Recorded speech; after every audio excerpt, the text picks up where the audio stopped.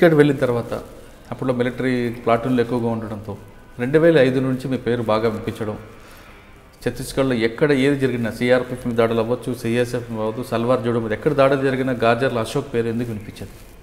వాస్తవంగా 2005 తర్వాత పోలీసులకు ఇటు పార్టీకి మధ్య చాలా పెద్ద యుద్ధమే జరిగిందండి.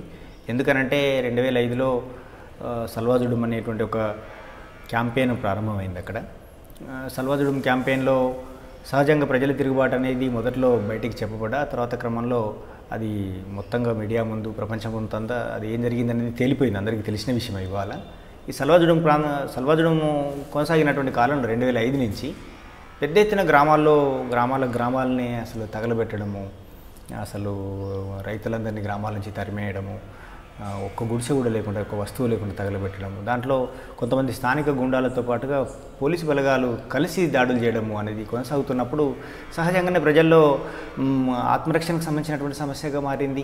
తర్వాత అన్ని సర్వం కోల్పోతున్నటువంటి పరిస్థితులలో ప్రజల్లో ఒక రకమైన ఆందోళన, ఆక్రోశం, బాధ ఇవన్నీ కూడా ప్రజల సీరియస్ సమస్యగా ముందుకు వచ్చినాయి. ఈ సమయంలో ప్రజలు సహజంగానే పార్టీని డిమాండ్ చేయడం మొదలుపెట్టారు. ఏంటంటే మేము రక్షించుకోవాలంటే మాకు వీటన్నిటి దాడుల నుంచి రక్షణ కావాలని. సో అప్పుడు పార్టీ నిర్ణయాలు తీసుకొని వచ్చే పోలీసు బలగాల మీద వీటి మీద దాడులు చేయాలని నిర్ణయం తీసుకుంది. అయితే సహజంగానే దండకారణ్యంలో 2000 సంవత్సరం నాటి వరకు చాలా మిలిటరీ నిర్మాణాలు ఏర్పడ్డాయి. లోకల్ గెరిల్లా దళాలని అంటే ఎల్జిఎస్లు, మిలిటరీ ప్లాటూన్లు. ఈ 2005 నాటి వరకు అయితే అసలు కంపెనీల నిర్మాణం కూడా వచ్చింది. కాబట్టి సహజంగా సౌత్ బస్తర్లోనే పార్టీ కొంత బలంగా నిర్మాణాలు ఉన్నాయి. ఈ అన్ని రకాల నిర్మాణాలు కూడా జరిగి ఉన్నాయి. కాబట్టి ప్రతి చోట మిలిటరీ ఫార్మేషన్స్ వాటిల్లో పాల్గొన్నాయి. అయితే సౌత్ బస్తర్లో నేను జిల్లా ఇన్ఛార్జిగా ఉన్నాను కాబట్టి ఇంకెక్కడ జరిగినా అవి మా పేరుతో ప్రచారం జరిగి ఉండొచ్చు. కానీ వాస్తవంగా వేరు నిర్మాణాలున్నాయి, మిలిటరీ నిర్మాణాలు. వాటి అప్పట్లో ఒక కేంద్ర మంత్రి మీద దాడి జరిగింది కూడా జరిగింది. కేంద్ర మంత్రి అంటే అది మహేంద్ర కర్మ సందర్భం అంటున్నారా? మహేంద్ర కర్మ యాక్షన్. అది వాస్తవంగా సల్వాజుడుం సమయం అంతా పూర్తయిన తర్వాత 2013లో అనుకుంటా, 12-13లో జరిగింది. అది వాస్తవంగా ముందస్తు ప్లాన్గా జరిగింది ఏం కాదు. అది ఎక్కడ జరిగిందండి ప్లాన్? అది జరిగింది ఎక్కడనంటే సుక్మాకు అవతల, సుక్మా నుంచి జగదల్పూర్ మధ్యలో, అదే జీరం ఘాటి వెళ్ళి వస్తున్నప్పుడు, ప్రచారం వెళ్ళి వస్తున్నప్పుడు. అవునవును, అది జీరం ఘాటి అనే ఘాటి ఉంటుంది ఒకటి. ఆ ఘాటి వీళ్ళలో జరిగింది. వాస్తవంగా అప్పుడు ఛత్తీస్గఢ్లో ఎలక్షన్స్, రాష్ట్ర అసెంబ్లీకి ఎన్నికలు జరుగుతున్నాయి. ఎలక్షన్లో ప్రచారంలో భాగంగా రాజకీయ పార్టీలన్నీ కూడా గ్రామాల్లోకి వస్తున్నాయి. వాస్తవంగా అక్కడ ఉన్నటువంటి లోకల్ స్థానిక దళాలు, అక్కడ ఉన్నటువంటి మిలిటరీ ఫోర్సెస్ అన్నీ కలిసి ఏదో అంబిష్కి ప్లాన్ చేసుకోవడం జరిగింది. కానీ ఆ దాడిలో వీళ్ళు అంటే ఈ రాజకీయ నాయకుల కాన్వాయ్ ఒకటి దాంట్లో వస్తుందని కానీ దాని మీద దాడి చేయాల్సి ఉంటుందని వాళ్ళు కూడా అనుకోలేదు. జనరల్గా క్యాజువల్గా పోలీసుల మీద దాడి చేద్దామనే ప్లాన్తో చేసుకున్నారు. అనుకోకుండానే వీళ్ళ కాన్వాయ్ దాంట్లోకి రావడంతో ఆ అటాక్లో వాళ్ళు చనిపోయారు. తర్వాత మీరు ఎంతకాలం పనిచేస్తారు బస్తర్లో? నేను బస్తర్లో 2001 నుంచి 2008 వరకు పనిచేశానండి. ప్రధానంగా నేను అక్కడ పనిచేసిన 8 సంవత్సరాల కాలంలో నాకు ఆ ప్రాంతంలో ప్రధానంగా జంతన సర్కార్ల నిర్మాణం మీద ప్రధానంగా దృష్టి పెట్టడం కోసం పార్టీ బాధ్యతనిచ్చింది. దాదాపుగా ప్రతి గ్రామంలో జంతన సర్కార్ నిర్మాణం, గ్రామ స్థాయి నుంచి ఏరియా స్థాయి నుంచి జిల్లా స్థాయి జంతన సర్కార్ నిర్మాణం వరకు నేను ప్రత్యక్షంగా గ్రామ స్థాయి నుంచి జంతన సర్కార్ జిల్లా స్థాయి వరకు ఉన్నాను. కానీ అప్పట్లో మీరు చేస్తున్న కార్యక్రమాల్లో చెరువులు తవ్వడం, చెరువులు పుడుకు తీయడం, తర్వాత అక్కడ ఉన్న పేదలకి, వాళ్ళందరూ గిరిజనులకి అందరికీ విద్య నేర్పించడం, అక్కడ వైద్యం, ఒక మంచి కార్యక్రమాలు చేశారనేది ఇప్పటికీ అది కనిపిస్తుంటుంది. అవునండి, వాస్తవం అది. ఎందుకంటే అవి చాలా చిన్న గ్రామాలు, చాలా చిన్న గూడాలుగా ఉంటాయి. 20 ఇండ్లు, 30 ఇండ్లు, కొన్ని చోట్ల అయితే 10 ఇండ్లతోనే ఒక చిన్న గ్రామం ఉంటుంది. చాలా చిన్న గ్రామాలు. ఈ చిన్న గ్రామాలను కలిపి ఒక గ్రామ పంచాయతీ ప్రభుత్వ యంత్రాంగం ఎలాగూ లేదు. ఎందుకంటే ఉద్యమం ఎప్పుడైతే బలమైన ప్రభావం పెరిగిందో, అక్కడ ఉద్యమ ప్రభావం పెరిగిన తర్వాత ఆటోమేటిక్గా ప్రభుత్వ కార్యకలాపాలు ఏవి అక్కడ కొనసాగే పరిస్థితి లేదు. మరి ప్రజలకు ఆల్టర్నేటివ్ ఒక ప్రభుత్వం అయితే ఏర్పడాల్సిన అవసరం ఉంది కదా. సరే, ఉద్యమం వల్ల వాళ్ళకు భూమి లభించింది, ఉద్యమం వల్ల అటవీ ఉత్పత్తులకు సరైన ధరలు లభించినాయి, ఉద్యమం మూలంగానే గ్రామాల్లో ఉన్న పెత్తందారుల దౌర్జన్యం తగ్గింది, తర్వాత ఫారెస్ట్ డిపార్ట్మెంటు, రెవెన్యూ డిపార్ట్మెంటు వాళ్ళు చేసే హరాస్మెంట్స్ కూడా తగ్గినాయి. ఒక రకంగా ప్రభుత్వ యంత్రాంగమే అక్కడ లేకుండా పోయిన తర్వాత ప్రజలు తమ రోజువారీ జీవన విధానంలో ఒక పరిపాలనా వ్యవస్థను అయితే అభివృద్ధి చేసుకోవాల్సిన అవసరం ఉంది. కాబట్టి ఈ స్పేస్ను ఖచ్చితంగా జంతన సర్కారుల నిర్మాణం చేయాలనేది పార్టీ నిర్ణయం తీసుకుంది. ఆ నిర్ణయాన్ని ఆ పిలుపుని అందుకొని పార్టీ దక్షిణ బస్తర్ ప్రాంతంలో పెద్ద ఎత్తున జంతన సర్కార్ నిర్మాణం చేపట్టింది. అంటే మీరు తీసుకున్న నిర్ణయాన్ని ప్రజలు ఏ విధంగా స్వాగతించారు? చాలా బాగా స్వీకరించారండి. ఎందుకంటే ప్రజలకు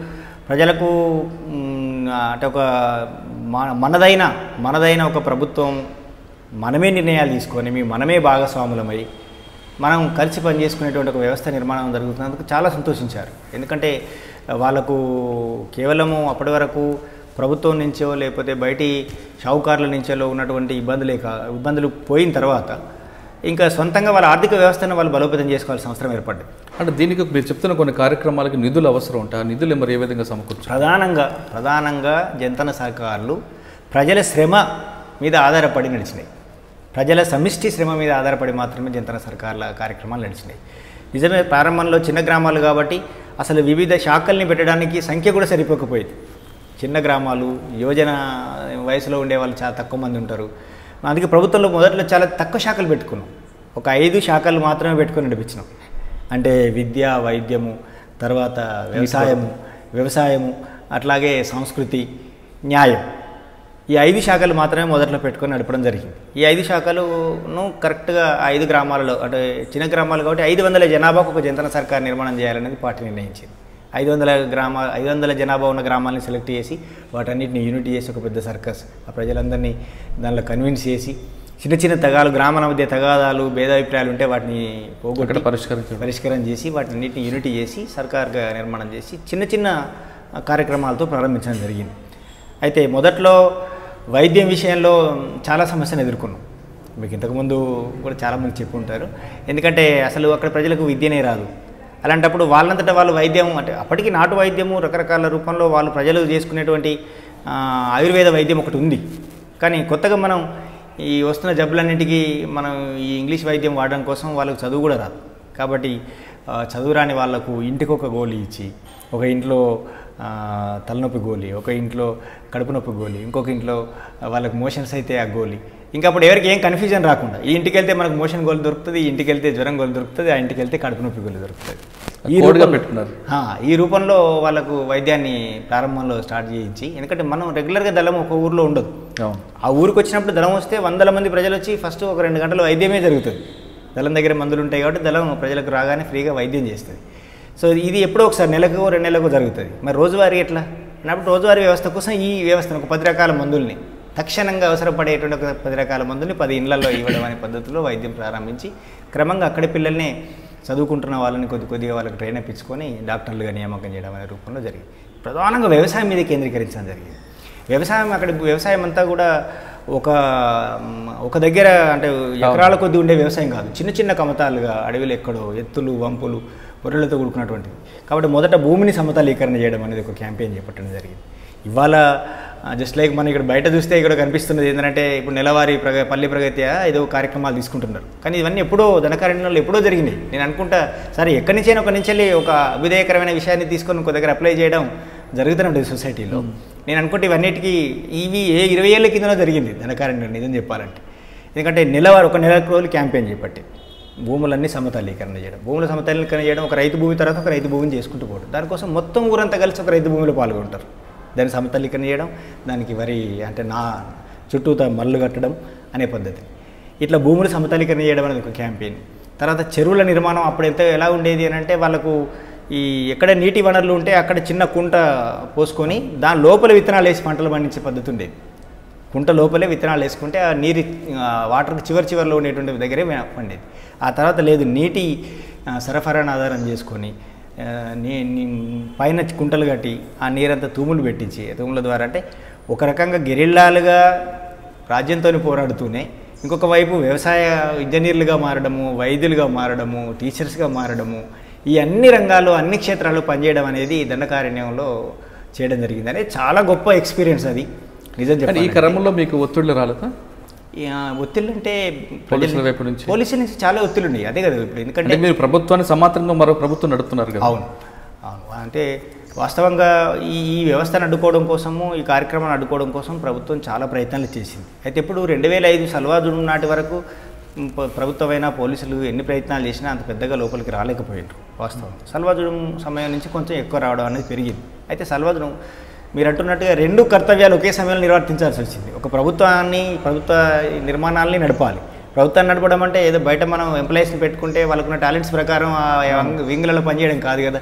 ఒక్కొక్క రైతును ఆయనను వ్యవసాయానికి అనుకూలంగా తయారు చేసుకునే బాధ్యత నుంచి మొదలు పెడితే ఒకవైపు యుద్ధం చేస్తూ ప్రభుత్వ బలగాల నుంచి జరిగే దాడిని అడ్డుకోవాలి, రెండో వైపు అభివృద్ధిని నిర్వహించాలి. ఈ అభివృద్ధి క్రమంలో ప్రజల్ని సంఘటితపరచడం అనేది చాలా ఇంపార్టెంట్ రోల్ వాస్తవంగా.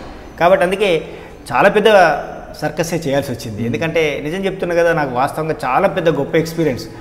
ఎందుకంటే వేరు రంగాలు ప్రభుత్వంలో మనం ఒకళ్ళు ఉద్యోగం చేసినా ఏదో ఒక రంగంలో ఎక్స్పర్ట్గా ఉంటాం కావచ్చు. ఒక రంగంలో మనం ఉద్యోగం చేయడం, ఇక్కడ అన్ని రంగాలు విద్యారంగాన్ని నడపడము, వైద్యాన్ని నడపడము, మీకు 92లో ఉద్యమంలోకి వచ్చిన తర్వాత మీకు తృప్తి ఇచ్చింది బాగా చాలా దండకారణ్యం. ఎందుకంటే 95 నుంచి తెలంగాణ ప్రాంతంలో ముఖ్యంగా వరంగల్ జిల్లాలో కూడా చాలా తీవ్ర నిర్బంధం, ఎక్కువగా ప్రజల్ని వెళ్ళి కలిసే వాతావరణం కూడా లేకపోయేది. చాలా తక్కువ మందిని, చాలా పరిమితమైన వ్యక్తులు మాత్రమే కలుస్తూ ఆర్గనైజేషన్ నడిపించాల్సి వచ్చేది. కానీ అక్కడికి వెళ్ళిన తర్వాత విస్తారమైన భూమి కనబడ్డది. అక్కడ మనకి ఎంత శక్తి ఉంటే అంత శక్తితోనే విస్తృతంగా ప్రజల్లోకి వెళ్ళి మన శక్తిని అంతా వెచ్చించి పనిచేయడానికి ఒక గ్రౌండ్ కనిపించింది అక్కడ. అంటే ఉదయం లేచిన దగ్గర నుండి రాత్రి వరకు వాళ్ళతో ప్రజలతో నిజంగా అదే జరిగింది. ఓకే, అక్కడ తర్వాత ఎక్కడికి వచ్చారు? అక్కడ ప్రధానంగా 2001 నుంచి 2008 దాకా జంతన సర్కార్లతో పాటు పనిచేయడం పూర్తయిన తర్వాత తిరిగి 2008 చివరిలో అంటే 2009 ప్రారంభంలో పార్టీ అక్కడి నుంచి నన్ను మహారాష్ట్రకు మార్చి, మహారాష్ట్ర అంటే ధనకారణ్యంలో భాగంగా ఉన్న గడిచిరోలి జిల్లాకు బదిలీ చేసింది. అప్పటికి వాస్తవంగా నేను నన్ను రాష్ట్ర కమిటీలోకి తీసుకున్న పార్టీ 2006లో జరిగిన అక్కడి రాష్ట్ర కాన్ఫరెన్స్లో నేను రాష్ట్ర కమిటీ సభ్యుడిగా తీసుకున్నాను.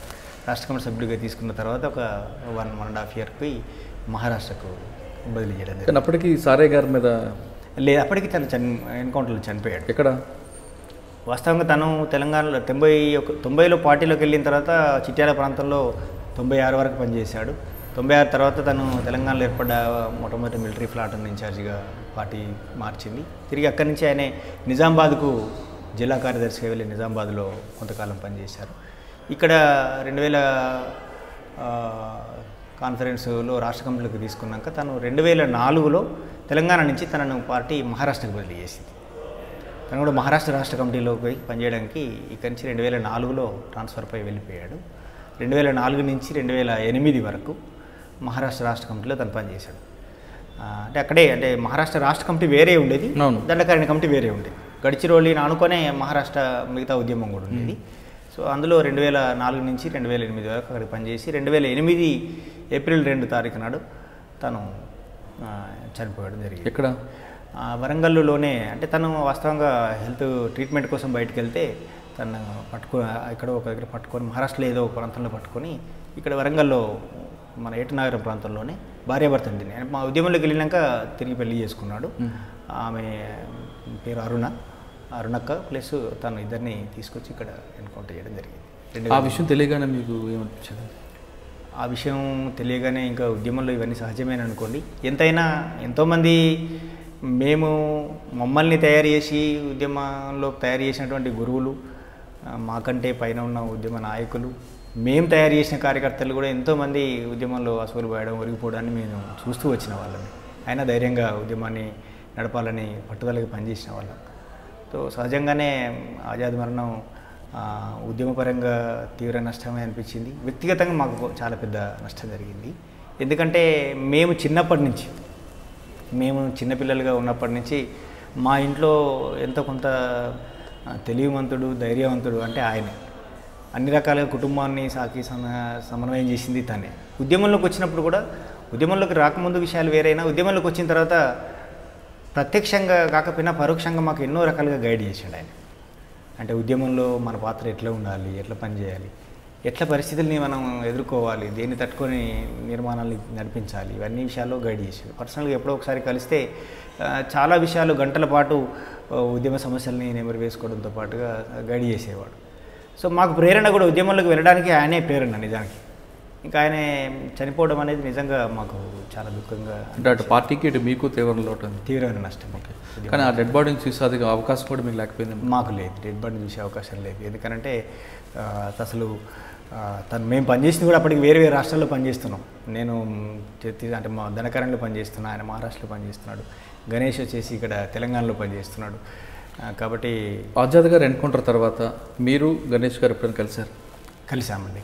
ఇక్కడ దండకారణ్యం వాస్తవంగా ఆజాద్ ఇక్కడి నుంచి ట్రాన్స్ఫర్ అయ్యి అంటే ఇక్కడి నుంచి బదిలీపై మహారాష్ట్రకి వెళ్ళేటప్పుడు కూడా దండకారణ్యం మీదుగానే వెళ్ళాడు. దండకారణ్యంలో కూడా నాకు కలిశాడు విడిగా. గణేష్ తన ఇంటర్నేమో చాలా సంవత్సరాల పాటు ఇక్కడే ఒకే కమిటీలో కూడా పనిచేశారు కలిసి. తను ఇక్కడి నుంచి బదిలీపై వెళ్ళేటప్పుడు నాకు అక్కడ కలిసి నాతో కొద్ది రోజులు ఉన్న తర్వాతనే అక్కడికి వెళ్ళాడు. ఎవరు?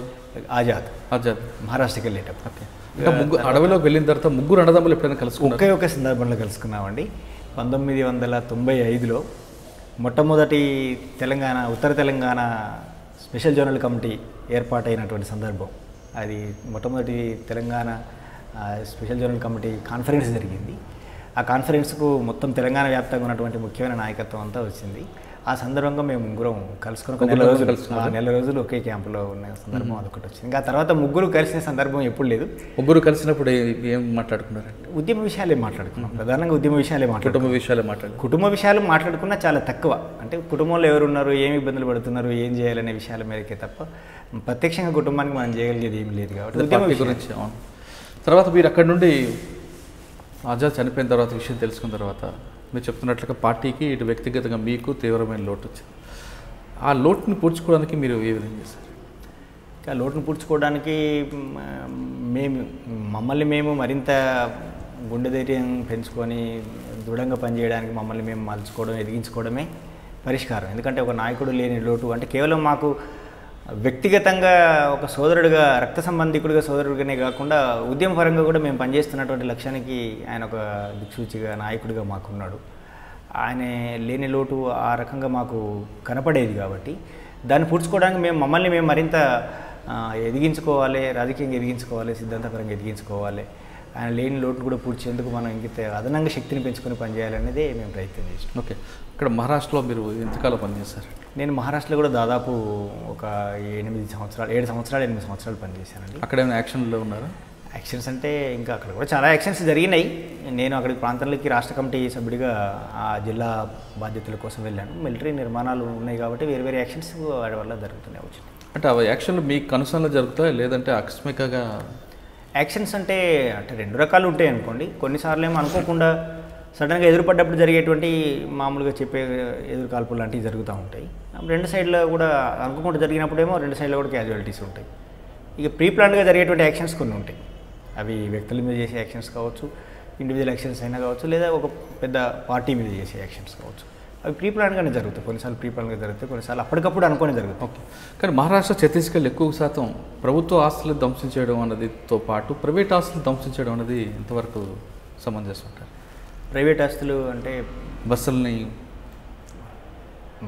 అది అంటే ఛత్తీస్గఢ్, మహారాష్ట్రలో చాలా తక్కువ జరిగింది అండి అవి. అంటే బస్సుల్ని కాల్చడమైనా ఇంకోటి ప్రధానంగా ప్రభుత్వ ఆస్తుల మీద. ప్రభుత్వ ఆస్తుల మీద అంటే ఒక మెసేజ్ పోవడానికి చేస్తారు. కానీ ప్రైవేట్ బస్సులను కూడా అంటే ప్రజలకు వస్తున్న ఒక రవాణా వ్యవస్థ మీద కూడా మీరు అంటే మీరు కదా పార్టీకి సంబంధించిన వాళ్ళు దాడి చేయడం, ప్రైవేట్ బస్సులను దగ్ధం చేయడం అనేది. మహారాష్ట్ర, ఛత్తీస్గఢ్లో నేనున్న కాలంలో అయితే ప్రైవేట్ వాటి మీద జరిగిన దాడులు దాదాపుగా లేవు. మరి అంటే ఎక్కువగా చింతూరు, జగదల్పూర్ ఆ ప్రాంతంలో కనిపిస్తుంటాయి. అవి చింతూరు, జగదల్పూర్ ప్రాంతం అది మన అంటే ఆ రోడ్లో కుంట నుంచి సుకుమా రోడ్లో జరిగినటువంటి సుకుమా రోడ్లో కొన్ని జరిగినాయి. అయితే ఆ ప్రాంతంలో అయితే ప్రధానంగా ఆ వెహికల్స్ని వాడుకొని పోలీసులు దాడిలోకి వస్తున్నారనే ఉద్దేశంతో వాటిని కాల్చిన సందర్భాలు ఉండొచ్చు. మీరు ఎన్ని సంవత్సరాల్లో మీ మీద ఎన్నిసార్లు దాడులు జరిగాయి, ఎన్నిసార్లు తప్పించుకున్నారు? చాలాసార్లు జరిగి ఉన్నాయి. ఎందుకంటే దాదాపు ఒక 2.5 దశాబ్దాల పాటు ఉద్యమంలో ఉన్నాం. ముఖ్యంగా తెలంగాణ ప్రాంతంలో ఉన్నప్పుడే ప్రధానంంగా ఎక్కువ సార్లు దాడులు జరిగినాయి. 8 సంవత్సరాల కాలంలో మీకు బాగా గుర్తున్న ఎస్కేప్? బాగా గుర్తు అంటే నేను 1997లో ఒకసారి భూపాలపల్లిలో కమాండర్గా పనిచేస్తున్న క్రమంలో ఒకసారి 98లో ఏం జరిగిందంటే భూపాలపల్లి పక్కన కమలాపూర్ అనే విలేజ్ ఉంటుంది. ఆ కమలాపూర్ ఊరిలోకి దళం వెళ్ళాము. ఆ ఊరు పక్కన ఆగి జనంతో మాట్లాడడం అంతా పూర్తి చేసుకున్న తర్వాత రాత్రి అయిన తర్వాత ఆ ఊరు నుంచి దాటి మరో ఊరికి వెళ్ళడం కోసమని బయలుదేరాం దళం మొత్తం. రాత్రి బయలుదేరిన తర్వాత ఏమైందంటే ఊరు పక్క నుంచి తిరిగిపోవాలంటే చాలా దూరం అవుతుంది, చీకటి అయింది కదా, లేట్ అయింది కాబట్టి ఊరు మధ్య నుంచి అందరు పడుకొని ఉంటారు, మనల్ని ఎవరు గమనించరు అనుకొని ఊరు మధ్య నుంచే వెళ్ళిపోదాం అనుకొని వెళ్తున్నాం. అయితే అప్పటికి ఊర్లోకి పోలీసులు వచ్చి ఉన్నారు. ఆ ఇన్ఫర్మేషన్ మాకు లేదు. ఇక్కడ ఊరంతా పడుకొని ఉన్నారు కాబట్టి ఎవరు చూడలేదు, చెప్పలేదు. ఎందుకు వచ్చారంటే అక్కడ ఆ ప్రాంతంలో ఇంకా వేరే ఎమ్మెల్యే గ్రూప్ పార్టీలు కూడా పనిచేస్తుండేవి. ప్రతిఘటన పార్టీకి సంబంధించిన కార్యకర్త గ్రామంలో ఎవరో ఉంటే అతన్ని అరెస్ట్ చేద్దామని పోలీసులు వచ్చారు. మేము ఇన్ఫర్మేషన్ కూడా వాళ్ళకి ఏం లేదు. అరెస్ట్ చేద్దామని వచ్చారు. వచ్చి వాళ్ళు ఒక సందులో మేము రోడ్డు వెంట వెళ్తుంటే ఇంకో లోపలికి ఉండే గల్లీలో ఆ ఇంటి దగ్గర పన్బాక్సీ కార్యకర్త దగ్గర ఉండే ఆ ఇంటి చుట్టుముట్టి వాళ్ళు ఆ కార్యకర్తను లేపే ప్రయత్నం చేస్తున్నారు. జస్ట్ మాకు వాళ్ళకు మధ్యలో ఒక 100 గజాలు కూడా దూరం ఉండదు. మేము మధ్య రోడ్ నుంచి వెళ్ళిపోతున్నాం. లైట్లు రాత్రిపూట లైట్లు ఉన్నాయి. ఆ లైట్ల మధ్య నుంచి వెళ్తున్నప్పుడు సడన్గా వెళ్తూ మిగతా వాళ్ళు గమనించారు. నేను గమనించి అక్కడ ఎవరు బాగా గుంపు అవ్వబడుతున్నారు కదా ఏంటి అని మా వాళ్ళందరినీ ఆపి రోడ్డు మీదనే ఆపి అడిగాను. అడిగితే అప్పుడు మేడారం జాతరకు రాత్రిపూట జనం అంతా వెళ్ళడం కోసం బస్సులు కూడా వచ్చి ఊర్లలో వచ్చి ఆగుతున్నాయి. మేడారం జాతర కోసం ఎవరో రెడీ అవుతున్నట్టున్నారులే అని వాళ్ళు అన్నారు.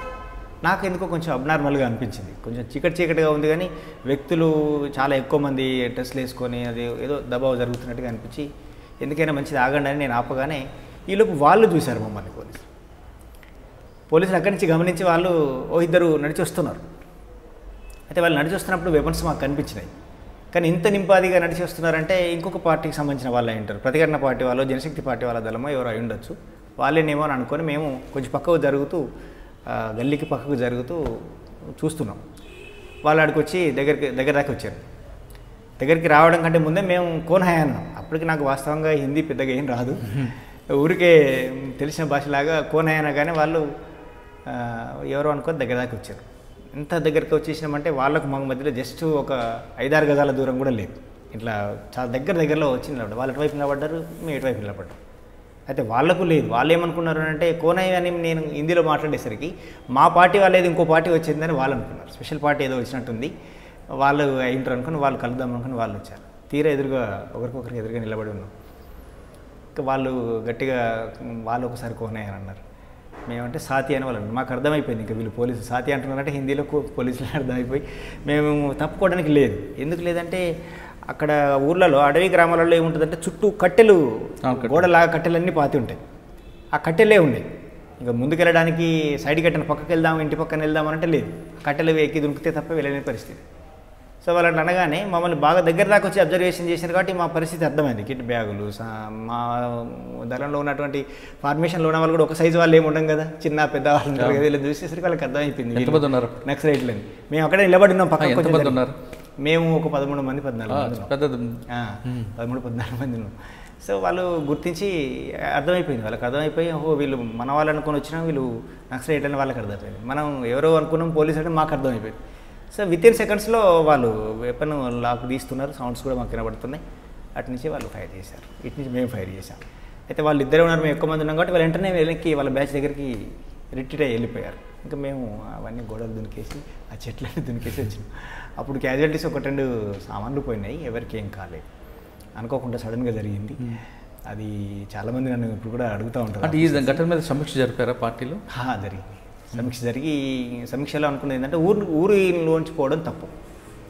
జనరల్గా మన ఊర్లో నుంచి రాత్రిపూట ప్రయాణాలు చేయం, ఊరవతల నుంచి ప్రయాణాలు చేయడం కదా, ఊర్లోంచి పోవడం అనేది తప్పు. రెండోది, ఒక ఊరు నుంచి పోవాలనుకుంటే ముందు ఎవరిని ఒకరిని పంపించి ఊరంతా క్లియర్ ఉందా లేదా చెక్ చేసుకోవాల్సి ఉండే, అది చేయకపోవడం తప్పు అనేది.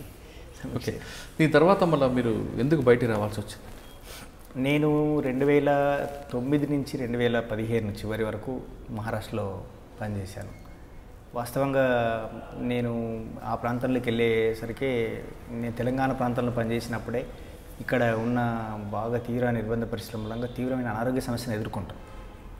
బాగా అల్సర్ సమస్య తీవ్రంగా వేధిస్తున్నది. కొంచెం తినడం లేట్ అయినా ఇంకేదైనా బాగా అవస్థపడుతున్న పరిస్థితి ఉండేది. తీరా అక్కడికి వెళ్ళిన తర్వాత మలేరియా స్టార్ట్ అయింది. అప్పటి వరకు మనకి ఇక్కడ మలేరియా లేదు.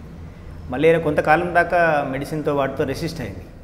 కానీ మహారాష్ట్రకి వెళ్ళిన తర్వాత ఇంకా చాలా తీవ్రంగా ఉంటాయి. మలేరియా దోమలు చాలా ఎక్కువ ఉంటాయి. అది టైఫాయిడ్కి వెళ్ళిపోతూ ఉంటుంది చాలాసార్లు. ఇది క్రమంగా నా ఇమ్యూనిటీ పవర్ తగ్గుతూ వచ్చింది.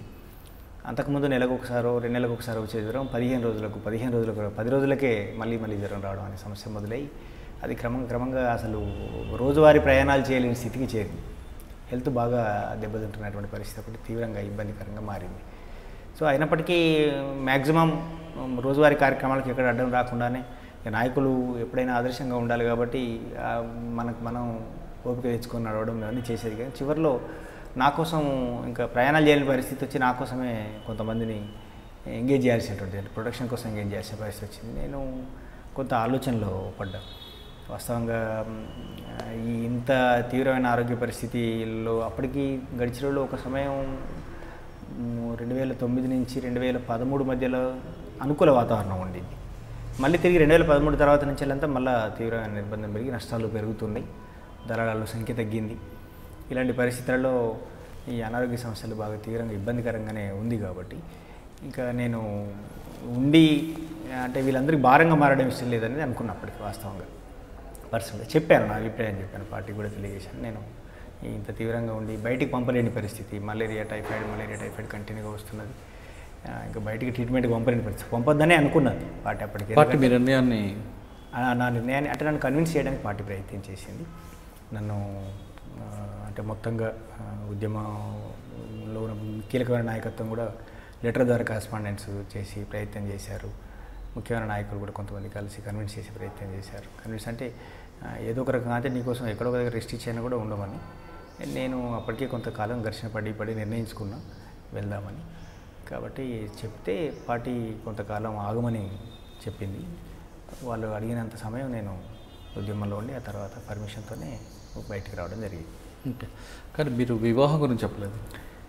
వాస్తవంగా నాది తెలంగాణలో నేను పనిచేస్తున్న క్రమంలో వరంగల్లో పనిచేస్తున్నప్పుడే నాకు మ్యారేజ్ అయింది. మా మిసెస్ పేరు ఉమా, పార్టీలో అనిత అనే పేరుండి. తనది హన్మకొండ పక్కనే దేవన్నపేట విలేజ్.